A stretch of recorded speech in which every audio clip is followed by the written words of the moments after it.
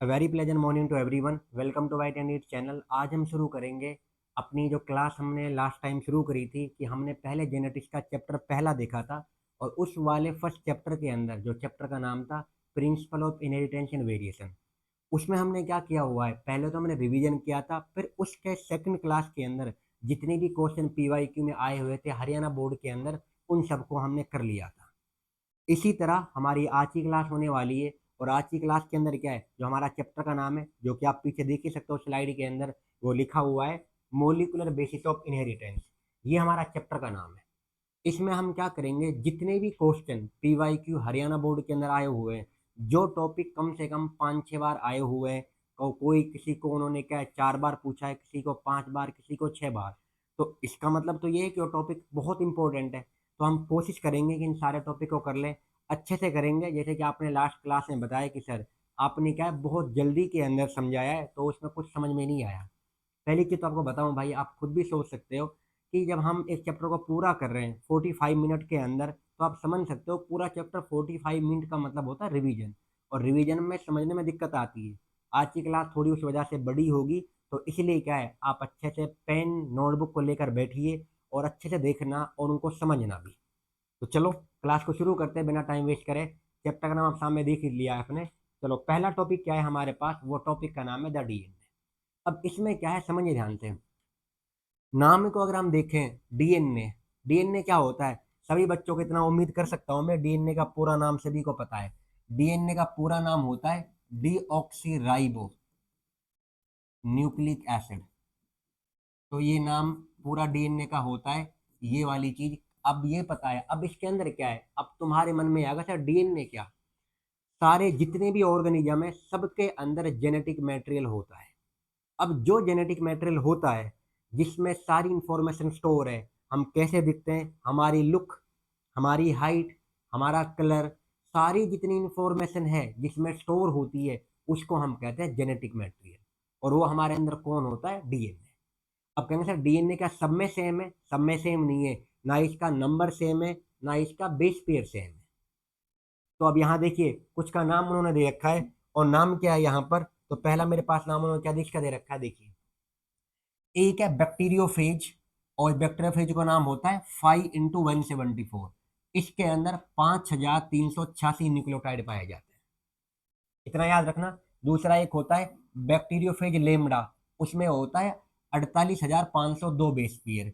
इसमें न्यूक्लियोटाइड है 5,386, और इसमें मतलब 48,502 बेस पेयर। फिर इकोलाई के अंदर, इकोलाई में कितना है, 4.6 × 10⁻⁶ बेस पेयर। फिर हमारे अंदर जो हैप्लोइड है, हैप्लोइड कंटेंट में कितना है, 3.3 × 10⁻⁹ बेस पेयर। ये आपको याद रखना है, अगर वो पूछेगा तो उस कंडीशन के लिए इंपॉर्टेंट है। क्या क्या नाम लिया, बैक्टीरियोफेज 5 × 174। एक किसका नाम लिया, बैक्टीरियोफेज लेमडा, उसमें कितने होते हैं, 48,502 बेस पेयर। फिर इकोलाई का नाम लिया, उसमें कितने होते हैं, 4.6 × 10⁻⁶ बेस पेयर। फिर haploid content of human DNA कितना होता है, 3.3 × 10⁻⁹ बेस पेयर। सर डिप्लॉइड कर देंगे तो, डिप्लॉइड यहाँ पे क्या है, तो ये हो जाएगा 6.6, जो हमारे पास डिप्लॉइड होगा। तो डिप्लॉइड के अंदर होगा 6.6 × 10⁻⁹ बेस पेयर। ये नीट में पूछ रखा है, ये सब आए हुए हैं, बट बोर्ड में नहीं है तुम्हारे पास। अगर आया हुआ है तो देखेंगे अभी हम। चलो ये वाला देख लिया थोड़ा सा, प्लीज इतना तो कोशिश कर रहे ना समझने की। चलें आगे, देखिए अगला। अब मेरे पास क्या है, जो डीएनए होता है, हमारा डीएनए होता है डबल हेलिकल। कैसा होता है बताइए, double helical. Sir double helical का मीन्स क्या है, डबल हेलिकल का मतलब है वो इस तरह से होता है। अब जो ये डबल हेलिकल स्ट्रक्चर है डीएनए का, अब इसी को हम क्या कहते हैं, इस वाले के अंदर इसकी क्या क्या प्रॉपर्टीज होती है, उनको हमें देखना है। तो डीएनए के डबल हेलिकल के जो प्रॉपर्टीज है उनको देखना है। तो पहला देखो इनका सेलिएंट फीचर। पहला सेलिएंट फीचर क्या है, डीएनए बना होता है न्यूक्लियोटाइड का। अब तुम्हारे मन में आएगा व्हाट इज न्यूक्लियोटाइड, आपको बता दूं मैं। न्यूक्लियोटाइड क्या होता है, न्यूक्लियोटाइड बना होता है, एक तो बना होता है पेंटोस शुगर, दूसरा होता है हमारे पास नाइट्रोजनस बेस, और तीसरा होता है फॉस्फेट ग्रुप। सर क्या क्या बोल दिया आपने, मेरी बात सुनना ध्यान से। चलो एक छोटी सी स्लाइड ले लेता हूँ समझाने के लिए। डीएनए होता है, और या नाम आप ले लो आरएनए। ये दोनों के दोनों बने होते हैं न्यूक्लियोटाइड के। सर न्यूक्लियोटाइड का मीनिंग क्या है? अब देखिए, न्यूक्लियोटाइड में तीन कंपोनेंट है। एक का नाम कह रहा हूं मैं नाइट्रोजिनस बेस, दूसरे का नाम कह रहा हूं पेंटोस शुगर, पेंटोस शुगर, और तीसरे का नाम कह रहा हूं फॉस्फेट ग्रुप। फॉर्मूला होता है PO4-3। तो ये ग्रुप पाया जाता है। जब ये तीनों के तीनों एक साथ होंगे, नाइट्रोजन बेस, इसमें क्या आता है, नाइट्रोजन बेस के अंदर दो तरह के आते हैं हमारे पास। एक का नाम होता है प्यूरिन, क्योंकि नीट में सॉरी बोर्ड में आया हुआ है तुम्हारे, इसलिए ये आपको बता रहा हूँ कौन प्यूरिन है कौन पायरामिडिन है। तो एक होता है प्यूरिन और एक होता है पायरामिडिन। दोबारा से सुनो, डीएनए बना होता है न्यूक्लियोटाइड का। न्यूक्लियोटाइड कितने का बना होता है? तीन चीजों का। पहली चीज का नाम क्या होता है? Nitrogenous base. दूसरे का नाम क्या है? Pentose sugar. तीसरे का नाम क्या है? Phosphate group. अब जो नाइट्रोजनस बेस है, आप समझ जाना, इसमें दो तरह के होते हैं ये। एक का नाम होता है हमारे पास में, उसको हम कहते हैं एडिनिन। क्या नाम होता है बताओ सारे बच्चे? एडिनिन। और दूसरे का नाम होता है ग्वानिन। एडेनिन को हम रिप्रेजेंट करते हैं कैपिटल ए से, और ग्वानिन को करते हैं कैपिटल जी से। पायरिमिडिन तीन तरह की होती है। एक का नाम हम कहते हैं साइटोसिन। साइटोसिन को रिप्रेजेंट करा जाता है कैपिटल सी से, कैपिटल सी। इसके अलावा हमारे पास होता है थाइमीन। थाइमीन को रिप्रेजेंट करते हैं कैपिटल टी से। और उसके अलावा लास्ट होता है यूरेसिल, इसको हम करते हैं कैपिटल यू से। अब सुनना ध्यान से, वीवीआईपी। वीवीआईपी कह रहा हूं, बीच में रुक के आपको। नाइट्रोजन बेस कितने तरह के हो गए बताओ सारे बच्चे? दो तरह के। क्या क्या नाम है? प्यूरिन और क्या नाम है? पायरिमिडिन। डीएनए या आरएनए में ये टोटल कितने हैं? एक एडेनिन, दो ग्वाइनिन, तीन तुम्हारे पास पायरिमिडिन में, तो टोटल पांच है। डीएनए में चार होंगे, आरएनए में भी चार होंगे। अब बताओ सर, डीएनए में कौन, आरएनए में कौन? अब देखना ध्यान से, जब इन पांचों में से एक तुम्हारे पास, इन पांचों में से कोई एक जुड़ेगा, साथ में पेंटोस शुगर, साथ में फॉस्फेट ग्रुप, तो इन तीनों से मिलकर बना एक न्यूक्लियोटाइड। कितना बना बताइए? एक न्यूक्लियोटाइड। और जब कई सारे न्यूक्लियोटाइड जुड़ेंगे तो बनेगी पॉली न्यूक्लियोटाइड चेन, और उन चेन से हमारे पास डीएनए बनता है। तो डीएनए किससे बना? न्यूक्लियोटाइड से। न्यूक्लियोटाइड कितने से बना? तीन कंपोनेंट, ये तुम्हारे सामने नाम रहे। अब याद रखना, देखो, एक का नाम कह रहा हूं एडेनिन, एक का नाम कह रहा हूं ग्वानिन। देख लो अच्छे से, एडेनिन नाम, ग्वानिन, इसके अलावा साइटोसिन, इसके अलावा थाइमीन। अब देखो ध्यान से, प्लीज सुनना ध्यान से क्या कह रहा हूं। एडेनिन और ग्वानिन दोनों प्यूरिन होते हैं। ये तो यहाँ पे क्या है? Capital A, capital G, capital C और कैपिटल डी। ये किस में पाए जाते हैं? डीएनए के अंदर। किसमें होते हैं बताइए? डीएनए में। अगर मैं बात करूं आरएनए की, तो आरएनए में कौन होता है? आरएनए के अंदर पाया जाता है, एक का नाम यहाँ पर क्या है, सुनो एक मिनट, ये वाली चीज।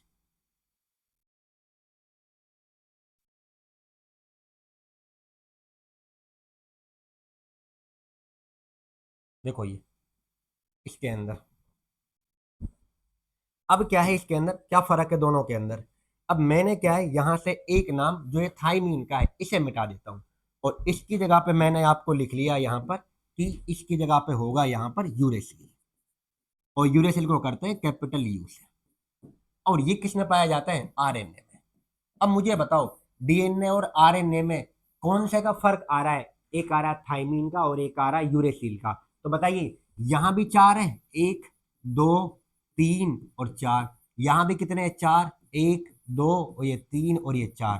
पेपर में आ जाए, डीएनए में थाइमीन, डीएनए में थाइमीन जो होता है उसकी जगह पे आरएनए में कौन होता है? यूरेसिल। और आरएनए में कौन होता है? यूरेसिल। और कौन नहीं होता? थायमीन। ये पूछा हुआ है आपके बोर्ड के अंदर, बोर्ड में भी आया हुआ है, नीट में भी आया हुआ है, ये सब में PYQ है। और PYQ का मतलब होता है प्रीवियस ईयर क्वेश्चन। करेंगे हम। तो समझ में आ गया आपको कौन कौन आरएनए में कौन डीएनए में? टोटल पांच में से डीएनए में भी चार, आरएनए में भी चार। फर्क किस चीज का है? यहाँ थाइमीन और यहाँ यूरेसिल। ठीक है इतना। अब देखें आगे। अभी क्या आपको बताया मैंने, किसका बना होता है? न्यूक्लियोटाइड का बता दिया। इसकी चेन जो होती है वो बोलते हैं न्यूक्लियोटाइड चेन। चलो, अब इसका सेलिएंट फीचर देखते हैं क्या था।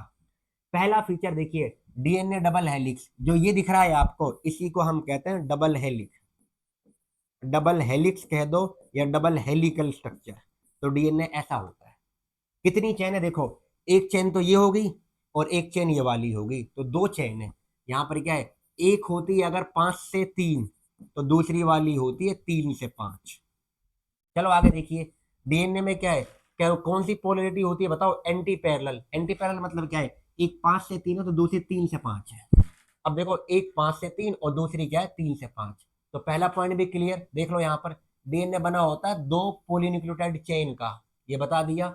उनकी जो बैक बोन है उसमें बॉन्ड होता है सुगर फोस्फेट, वो बॉन्ड जो जुड़े होते हैं उसका नाम, ये चेन बता दिया। अगला देखिए ध्यान से क्या कह रहा हूँ, डीएनए के अंदर जो एडेनिन है, सुनना ध्यान से प्लीज क्या कह रहा हूँ, यहीं पर लिख देता हूँ इसके अंदर वीवीआईपी एक चीज, जो एडेनिन है, एडेनिन पेयरिंग करता है थायमीन के साथ में, और जो ये बॉन्ड दिख रहे हैं आपको, इनको हम कहते हैं 2 हाइड्रोजन बॉन्ड। डीएनए में एडेनिन किसके साथ पेयरिंग करता है, थायमीन के साथ। कितना हाइड्रोजन बॉन्ड है, 2। ग्वानिन जो होता है, ग्वानिन ये पेयरिंग करता है साइटोसिन के साथ, और यहां पर होते हैं 3 हाइड्रोजन बॉन्ड। सर कैसे, समझ में नहीं आ रहा। ये डीएनए का डबल हेलिकल स्ट्रक्चर है। यहाँ देखिए, आपने लिया एडेनिन, ये हो गया, तो 2 यहाँ पर बॉन्ड हाइड्रोजन। फिर आपने लिया ग्वानिन, तो यहाँ पर 3 हाइड्रोजन बॉन्ड इसके साथ में जुड़े होंगे। फिर एडेनिन लिया, तो इस तरह से जुड़े होते हैं, ये इस तरह से, इसको हम कह रहे हैं। तो यहाँ पर देख ले ध्यान से क्या लिखा हुआ है, ये वाली लाइन हुई कह रही है कि यहाँ पे तुम्हारे पास में कि एडेनिन फॉर्म कर रहा है 2 हाइड्रोजन बॉन्ड थाइमीन के साथ में, एडेनिन के साथ में। फिर उसके अलावा क्या है, ग्वानिन किससे कर रहा है, यहाँ पे क्या है, साइटोसिन के साथ में, और कितना हाइड्रोजन बॉन्ड है, 3। तो इससे क्या है, एक अपोजिट क्या है, एक इस तरफ आ रहा है, एक इस तरफ आएगा, तो डीएनए में ऐसे होती है। डीएनए में कितनी चेन हो गई, 2। ठीक है, डीएनए में कौन से बेस पे एडेनिन किससे पेयरिंग कर रहा है, थाइमीन से, कितना हाइड्रोजन बॉन्ड है, 2। ग्वानिन में किससे पेयरिंग कर रहा है, साइटोसिन, कितना हाइड्रोजन बॉन्ड है, 3। कितना हो गया। तीसरा पॉइंट समझिए, अगला पॉइंट जो कह रहा है, चेन के अंदर जो कोइलिंग होती है, ये कोइलिंग, ये होती है राइट हैंडेड कोइलिंग, इसको याद रखना, राइट हैंडेड कोइलिंग। इनका जो पिच है, सर पिच किसको बोला जाता है, ये समझ में नहीं आ रहा, देखना ध्यान से, ये डीएनए होता है ऐसा करके। अब जो डीएनए ऐसा होता है, इस वाले को बोलते हैं एक पिच, मतलब जो एक टर्न है तुम्हारे पास, 1 turn is called as 1 pitch. तो एक पिच जो होता है, इसके अंदर कितनी इसकी वो होती है, यहाँ पर क्या है, 3.4 नैनोमीटर। फिर इसके अलावा यहाँ पर क्या लिखा है, रफली, और एक पिच में कितने बेस पेयर आते हैं, 10 base pair. 10 base pair. Base pair समझ में नहीं आया क्या बोला है, जो एडेनिन है ये पेयरिंग कर रहा है थाइमिन के साथ, ग्वानिन किससे कर रहा है, साइटोसिन के साथ, तो एक पेयर ये हो गया और एक पेयर ये हो गया, इनको हम कहते हैं बेस पेयर। और इसको बताने वाले साइंटिस्ट का नाम था चार्जफ, इसलिए यहां भी बता रहा हूँ इस चीज को, आगे भी आ जाएगा। इसका नाम था चार्जफ, इसलिए इसको बोला जाता है चार्जफ रूल, और या कहते हैं rule of base pairing, rule of base pairing. इतना कर लेना। फिर देखें अगला क्या कह रहा है, इनके अंदर क्या लिखा है, बेस तुम्हारे पास में क्या है, जो डिस्टेंस होता है बेस पेयर के बीच में, वो होता है 0.34 नैनोमीटर। अगला उन्होंने क्या बोला है तुमसे, क्या है, the plane of one base pair. यहाँ पे देखो ध्यान से, ये रहे बेस पेयर, ये डीएनए, एक स्ट्रैंड तो ये होगी, एक वाली स्ट्रैंड, और दूसरी स्ट्रैंड ये होगी। आ गया समझ में, ये एक बेस पेयर हो गया, एक ये दूसरा, ये तीसरा, ये चौथा, इस तरह से। और यहां से लेके यहां तक तुम्हारे पास, इसको बोलते हैं 1 पिच। अब तो समझ में आ गया होगा। और एक पिच में कितने बेस पेयर होते हैं, 10 बेस पेयर। ठीक है यहाँ पर, और जो इनकी ये चेन है, बैकबोन है, वो बनती है शुगर फोस्फेट। एडेनिन किससे पेयरिंग कर रहा है, थाइमिन के साथ। ग्वानिन किससे कर रहा है, साइटोसिन के साथ। ये बताया होगा। चलें आगे। अब देखो ध्यान से क्या है, वीवीआईपी, इस चीज को यहाँ पे लिख रहा हूँ, सारे अच्छे से सुन लो इसको, क्या होता है। अब क्या है, सुनो चीज क्या कह रहा हूं मैं आपसे। साइंटिस्ट का नाम है फ्रांसिस क्रिक। क्या नाम है बताइए, फ्रांसिस क्रिक। इन्होंने क्या बताया, सेंट्रल डोगमा। सेंट्रल डोगमा क्या होता है, सेंट्रल डोगमा का मतलब है जब हमारी जेनेटिक इंफॉर्मेशन, इंफॉर्मेशन कहाँ होती है, डीएनए में। कहाँ होती है बताइए, डीएनए में। तो जो इंफॉर्मेशन डीएनए में है, तो पहले क्या करता है, डीएनए जो होता है ये अपनी खुद की कॉपी करता है। और जब डीएनए खुद की कॉपी करता है, इस प्रोसेस को बोलते हैं रेप्लिकेशन। इस चैप्टर की जो मेन इंपॉर्टेंट जो टॉपिक है वो यही है। जब डीएनए खुद की कॉपी करेगा, अपने आप जो अपने पास जो इंफॉर्मेशन उनकी कॉपी करेगा, दैट इज कॉल्ड रेप्लिकेशन। जब डीएनए से बनेगा आरएनए और वो बनेगा एमआरएनए, उसको हम कहते हैं ट्रांसक्रिप्शन। और जब एमआरएनए से बनेगा प्रोटीन, इसको हम कहते हैं, इससे बनेगा प्रोटीन, इसे हम कहेंगे ट्रांसलेशन। और आपको बता दूं मैं, जो भी डीएनए में लिखा हुआ है वो अपने आप को एक्सप्रेस करता है प्रोटीन बनाकर ही। तो आप सोच सकते हो, पहले वो खुद की कॉपी करेगा, फिर एमआरएनए बनेगा, फिर प्रोटीन बनेगा। डीएनए से डीएनए खुद की कॉपी कर रहा है तो क्या बोलेंगे? रेप्लिकेशन। डीएनए से बना कौन बताइए? एमआरएनए। तो उसको क्या बोला गया यहाँ पर? क्या है? ट्रांसक्रिप्शन। और जब एमआरएनए से बना प्रोटीन तो उसको क्या बोला गया? ट्रांसलेशन। और इसी इंफॉर्मेशन का फ्लो को बोलते हैं सेंट्रल डोगमा। बताने वाला साइंटिस्ट कौन है? Francis Crick. ये रहा आपका नीचे। ये डीएनए खुद की कॉपी करेगा तो यहाँ पर रेप्लिकेशन, ये लिखा हुआ। डीएनए से एमआरएनए बन रहा है, ट्रांसक्रिप्शन। एमआरएनए से प्रोटीन बन रहा है तो ट्रांसलेशन। और इसी जेनेटिक फ्लो को बोलते हैं सेंट्रल। दो बार रिपीट कर दिया। चले आगे, देख लो, इंपॉर्टेंट है बहुत। अगला है मेरे पास, डीएनए की पैकिंग कैसे होती है। हमारे अंदर जो डीएनए है वो पैक कैसे एक सेल के अंदर। आप खुद इमेजिन कर सकते हो, हमारी एक सेल के अंदर डीएनए है, हर एक सेल के अंदर। और अप्रोक्सीमेटली कितना होता है? 2.2 मीटर लॉन्ग डीएनए। 2.2 मीटर, इतना बड़ा डीएनए। तो कैसे पैक होता है, तो उस चीज को हमें बताने के लिए आया है। तो देखिए ध्यान से, क्या है? प्रोकैरियोट के अंदर, प्रोकैरियोट का मतलब बैक्टीरिया, जिसमें नाम लिया है इकोलाई का, इनके अंदर डिफाइंड न्यूक्लियस नहीं होता। आप जानते हैं, इतना तो बेसिक आपको पता ही है, बैक्टीरिया में न्यूक्लियस नहीं होता है। बैक्टीरिया में जो डीएनए है वो सर्कुलर होता है, और वो वैसा डायरेक्टली पड़ा होता है, क्योंकि वहां पे ना कोई न्यूक्लियर मेम्ब्रेन है और ना वहां पे कोई हिस्टोन प्रोटीन है। अब देखें क्या कह रहा है वो, लाइन को अच्छे से समझा रहा हूँ। DNA is not scattered throughout the cell. DNA पे कौन सा चार्ज है? Negative charge, VVIP. तो पेपर में आया हुआ है, डीएनए पे कौन सा चार्ज पाया जाता है? Negative charge. DNA negatively charge, तो वो वहां पे रखा जाता है हेल्ड विद सम प्रोटीन। और वो प्रोटीन पे कौन सा चार्ज होता है? Positive charge. जब डीएनए पे नेगेटिव चार्ज है, तो जिनसे वो रखा जाएंगे, जिनके साथ वो अटैच रहेगा, वो खुद नेगेटिव होंगी, पॉजिटिव होंगी? पॉजिटिव, क्योंकि अपोजिट चार्ज अट्रैक्ट करते हैं। तो यहाँ पर वो बोला जा रहा है, तो DNA is in nucleoid is organize in large loop held by protein. अब देखो हमारे अंदर क्या है, ये समझिए ध्यान से। पैकिंग ऑफ डीएनए कैसे है? हमारे अंदर जो डीएनए है वो थोड़ा मतलब पैकिंग है, थोड़ी सी कॉम्प्लेक्स है, थोड़ी जटिल है। क्या कहा है? हमारे अंदर जो पॉजिटिव चार्ज प्रोटीन है उनका नाम है हिस्टोन। और वो कैसी होती है? Basic in nature. दोबारा कहूं, हमारे अंदर डीएनए, डीएनए पे कौन सा चार्ज? नेगेटिव। किसके साथ रखेंगे? पॉजिटिव चार्ज प्रोटीन के साथ। प्रोटीन का नाम क्या है उनका? Histone protein. तो हिस्टोन प्रोटीन नाम यूकेरियोट में, हम सब के अंदर है जो यूकेरियोट है। बैक्टीरिया आते हैं प्रोकैरियोट में, तो इससे नाम ऊपर प्रोकैरियोट था। अगले देखो क्या कह रहा है वो, a protein acquire charge depending upon the abundance of amino acid. यहाँ पर वो लिखा है, histone are rich in the basic amino acid. इसमें रिच होती है बताइए? बेसिक एमिनो एसिड में। और उनका नाम दे रखा है, एक का नाम लाइसिन और एक का नाम आर्जिनिन। तो हिस्टोन तुम्हारे प्रोटीन कैसी होती है? Basic in nature. और कौन से एमिनो एसिड है बताओ? लाइसिन और आर्जिनिन। बोथ एमिनो एसिड इसके अंदर पाई जाती है। और हिस्टोन तुम्हारे पास जो इनके साथ पैकिंग बनाएगा आगे चल के मोलिक्यूल का, वो कितने का? एक हिस्टोन कितने का बना होता है? हिस्टोन का ऑक्टामर होता है, उसे बोलते हैं हिस्टोन ऑक्टामर। क्या कहूँ, सुनो। हिस्टोन प्रोटीन 5 तरह की होती है। कितने तरह की होती है? 5। जिनमें से क्या है? एक का नाम होता है H1, दूसरे का नाम H2 है, तीसरे का नाम H2B, और एक नाम H3 और एक नाम H4। ये 5 तरह की है। जो H1 को हटा दो आप, बची ये 4। बची ये जो 4 है, नॉर्मली क्या है? ये पैकिंग करेंगी, ये ऑक्टामर बनाएंगी। सर ऑक्टा का मतलब तो 8 है। ये देखना ध्यान से, ये मैंने बोल सी बना दी। अब इसका तो एक फेस तो ये हो गया और एक ये वाला हो गया। देखो ध्यान से, 1, 2, 3 और 4। अब ये सामने से 4 आपको दिख रही है, इसके पीछे भी तो 4 होंगे। तो 4 ये और 4 पीछे है, तो कितनी होगी टोटल? 8। तो कह सकता हूँ हिस्टोन ऑक्टामर। और कौन सी हिस्टोन ऑक्टामर में नहीं आएगी? उसका नाम है H1, क्योंकि H1 काम आते कोइलिंग में, इसलिए एनसीईआरटी ने दिया है। जो हिस्टोन का ऑक्टामर है, ये H1 हिस्टोन क्या है? कोइलिंग में काम आती है, आगे उसके कोइल करने के लिए। क्या समझ में नहीं आ रहा क्या बोल रहे हो? आपने खंबे देखे होंगे, खंभों पे जब तार को लगाते हो, लाइट वाले जो भी लाइन मैन होता है, वो क्या करते हैं? तार एक खंबे के ऊपर क्या है, उन्होंने क्या है, एक खंबा ये लिया, एक ये लिया, एक ये लिया। जो उनकी वायरिंग है, यहाँ पे वायरिंग को लेंगे, कहीं यहाँ पर एक को लपेट के साथ में क्या अगले पे ले जाएंगे, यहाँ लपेटेंगे आगे ले जाएंगे।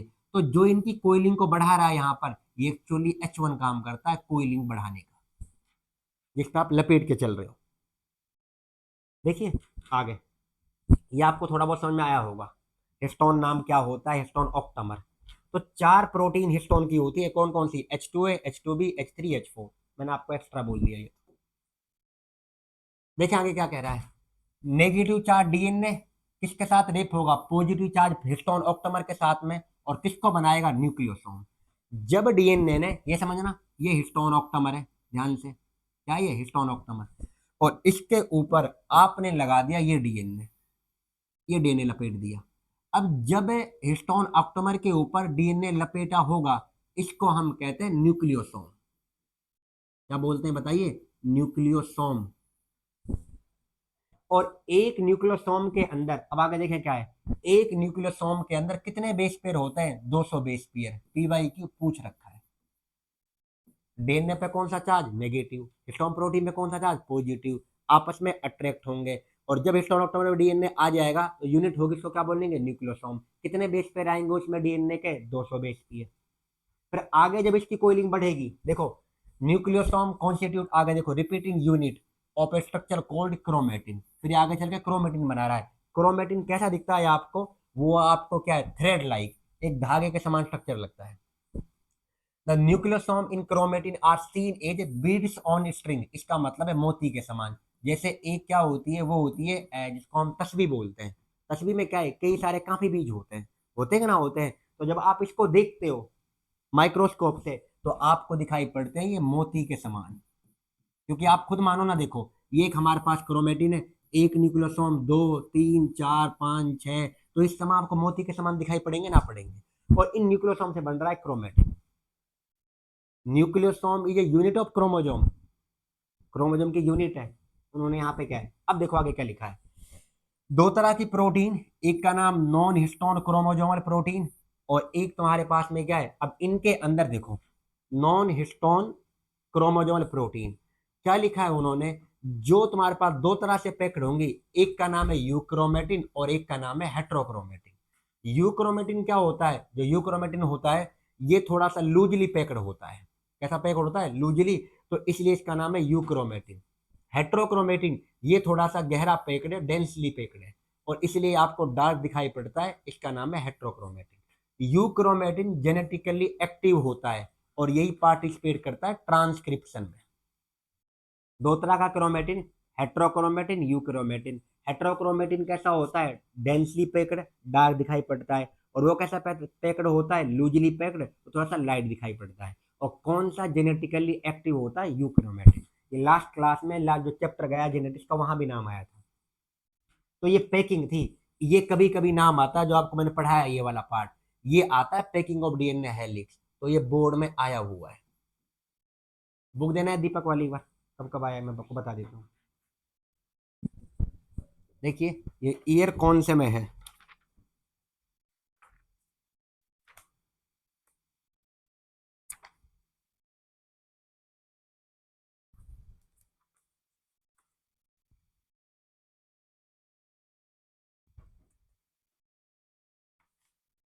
अभी जो हमने ये पढ़ा था, देखे यहाँ पर, ये पढ़ा दिया हमने, क्या सेलिएंट फीचर ऑफ डीएनए, ये कब कब आया है देखो, एक तो 2019 में दे रखा है और 2023 में।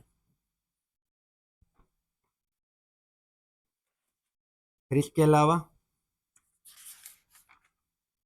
बीच में इसलिए बता रहा हूँ जिससे कि आपको ये ना रहे कि कब आया कि नहीं आया सर।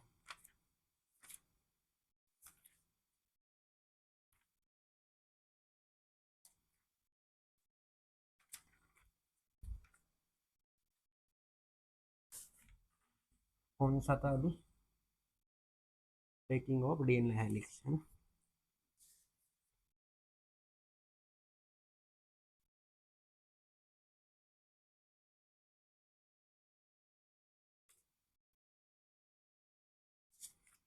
मिल जाए यार, कहाँ घूमोगे।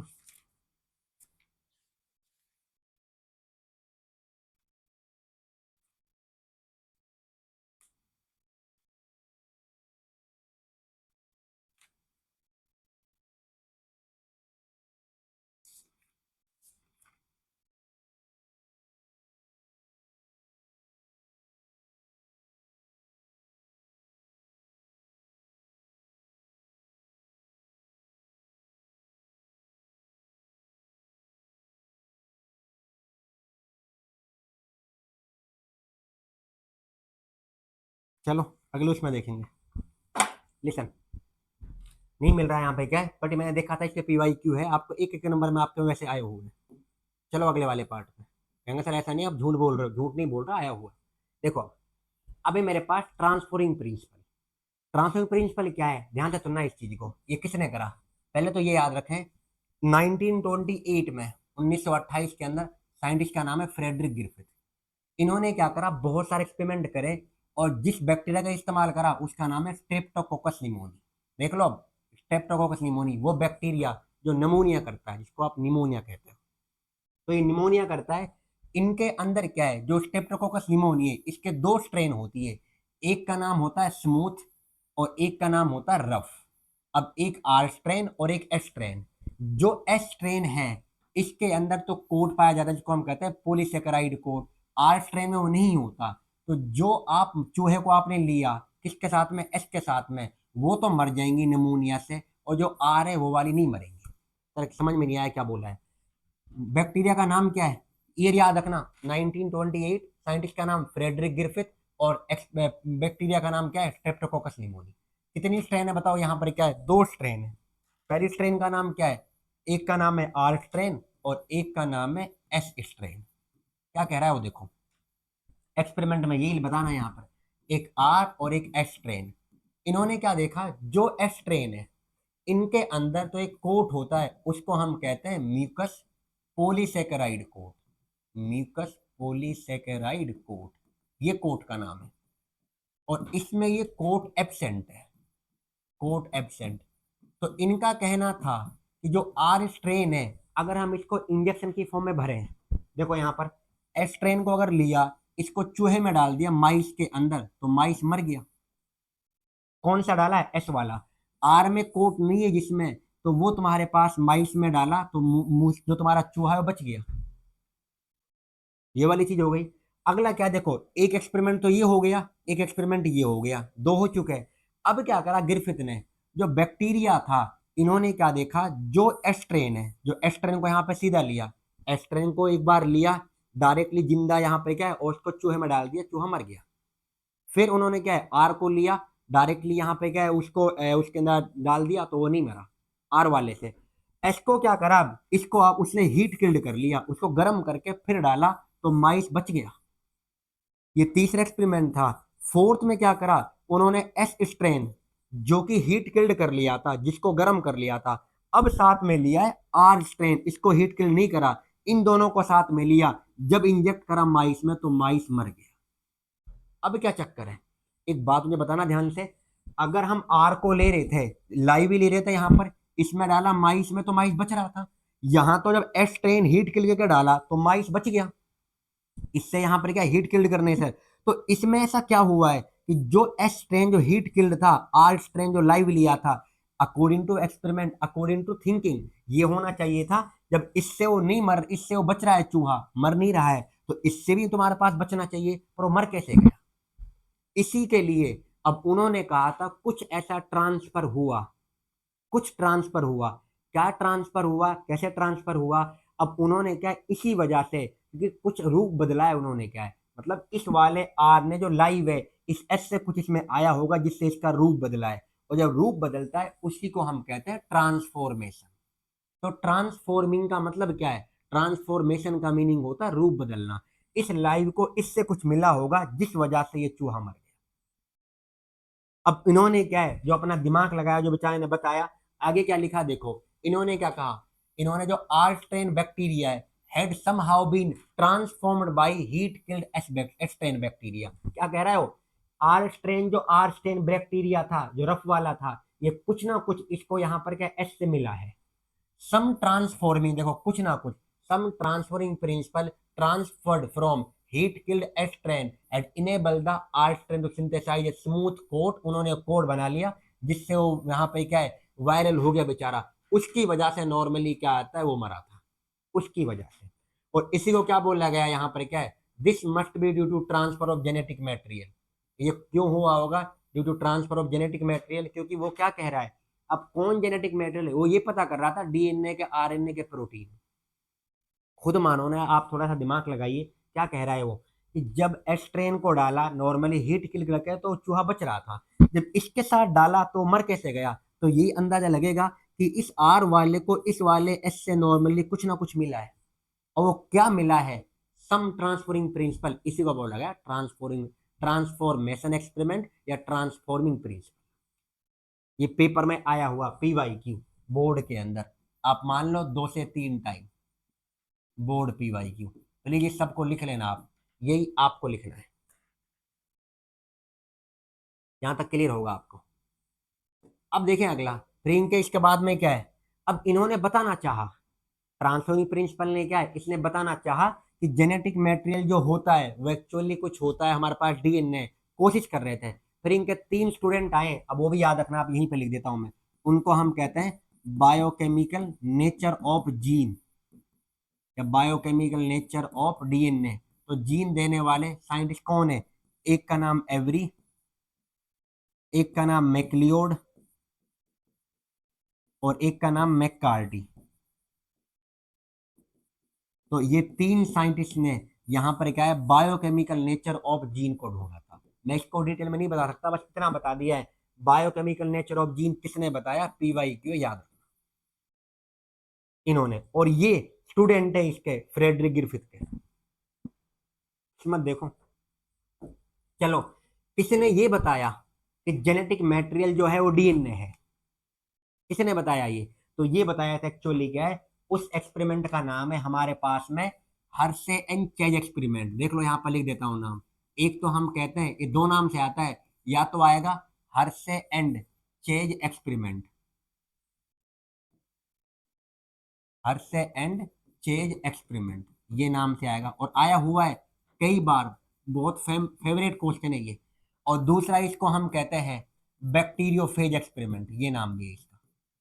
और ये वो एक्सपेरिमेंट था जिन्होंने फाइनली ये प्रूफ किया था कि जेनेटिक जो मटेरियल होता है वो DNA होता है।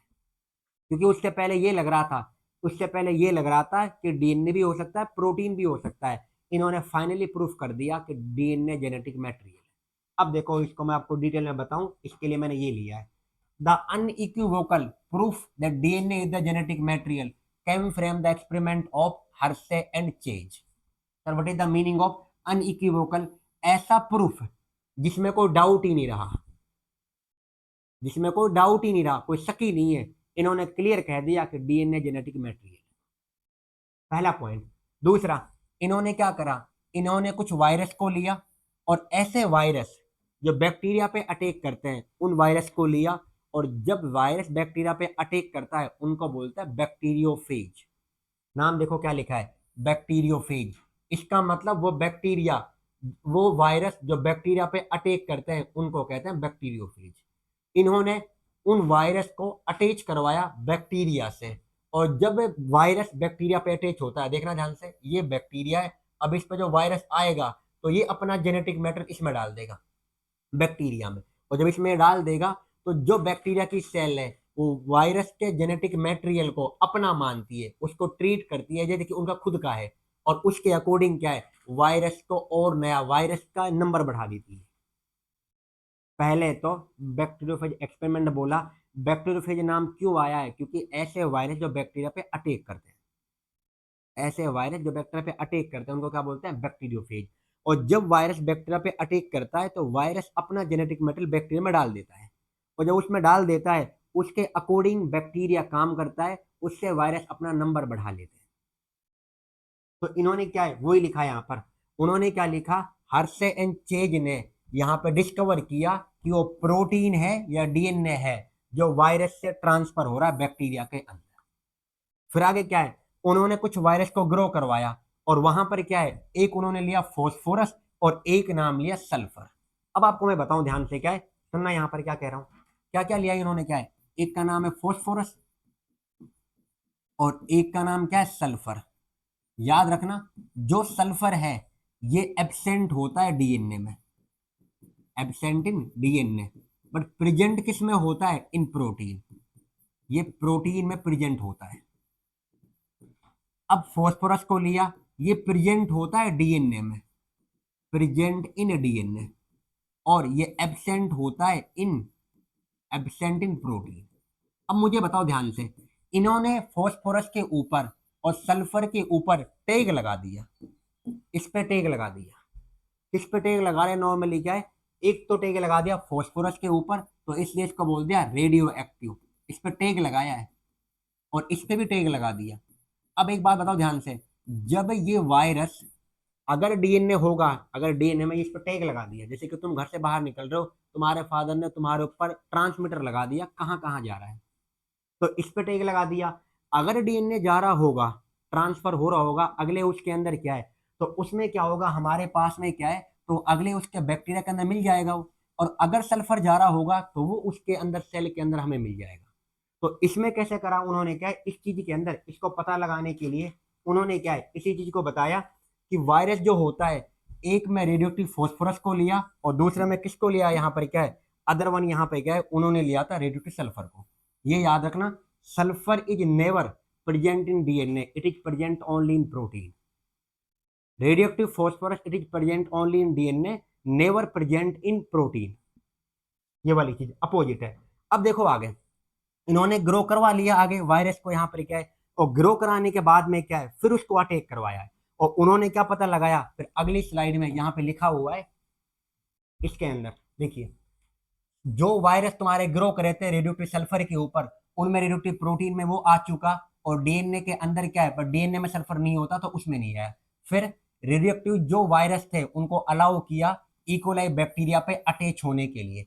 फिर उससे आगे जब उन्होंने बताया तो उससे ये पता चला कि जब virus particle were separated from the bacteria by spinning them in A centrifuge, एक मशीन है जिसके थ्रू उन्होंने क्या, इनको अलग करा, डीएनए को अलग कर लिया, प्रोटीन को अलग कर लिया, और अलग करने के बाद में क्या है, ये पता चला कि बैक्टीरिया के अंदर डीएनए ट्रांसफर हुआ था, आरएनए प्रोटीन ट्रांसफर नहीं हुआ। और यहीं से एकदम ओपनली प्रूफ ये हो गया, DNA the genetic material which transfer from one generation to another generation. जो भी ट्रांसफर हो रहा है, जिसके अंदर भी जो मेनली जेनेटिक मटेरियल है वो डीएनए होता है। और इसका ये डायग्राम भी है इस वाले के अंदर, ये रहा यहाँ पर, ये हम बताया यहाँ पर क्या है, पहले इन्फेक्शन कराया, फिर ब्लेंडिंग करवाया और फिर सेंट्रीफ्यूगेशन करवाया, ये तीन यहाँ पर है। तो प्लीज इस चीज को थोड़ा देख लेना। और अगर आपके पेपर में आएगा तो आप यहाँ पे क्या करोगे इसके अंदर, तो यहाँ पे देखिए, सबसे पहले आपको क्या करना है, अगर ये एक्सपेरिमेंट आ रहा है तो जेनेटिक मटेरियल डीएनए है, जो आप ये सारे पॉइंट नोट कर लेना। इसके अलावा ये पॉइंट है और ये इसका डायग्राम है, ये वाला पार्ट, ये आपको इसमें करना है।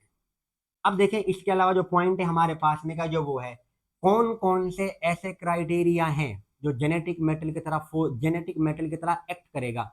एक जेनेटिक मेटल होता है डीएनए, सुन लो ध्यान से, और एक होता है आरएनए। अब जो डीएनए और आरएनए है दोनों ही जेनेटिक मटेरियल है, बट याद रखना ज्यादातर 99.9% ऑर्गेनिज्म के अंदर ये जेनेटिक मटेरियल है। 0.1% के अंदर जो आरएनए है हमारे पास में, क्या है, आरएनए, ये जेनेटिक मटेरियल होता है। तो ये कुछ वायरस के अंदर होता है, इसलिए एनसीईआरटी लिखती भी है फ्यू वायरसेस, कुछ वायरसेस के अंदर ये होता है आरएनए जेनेटिक मटेरियल। अदरवाइज कौन होता है बताओ, डीएनए। पहला क्राइटेरिया, अगर वो जेनेटिक मटेरियल है वो अपनी खुद की कॉपी कर ले, it should be able to make its own replica on replication. Replication का मीनिंग क्या होता है, जब वो अपनी खुद की कॉपी कर लेगा, दैट इज कॉल्ड रेप्लिकेशन। दूसरा, वो हमारे पास कैसा होना चाहिए, स्टेबल, केमिकली और स्ट्रक्चरली वो स्टेबल होना चाहिए।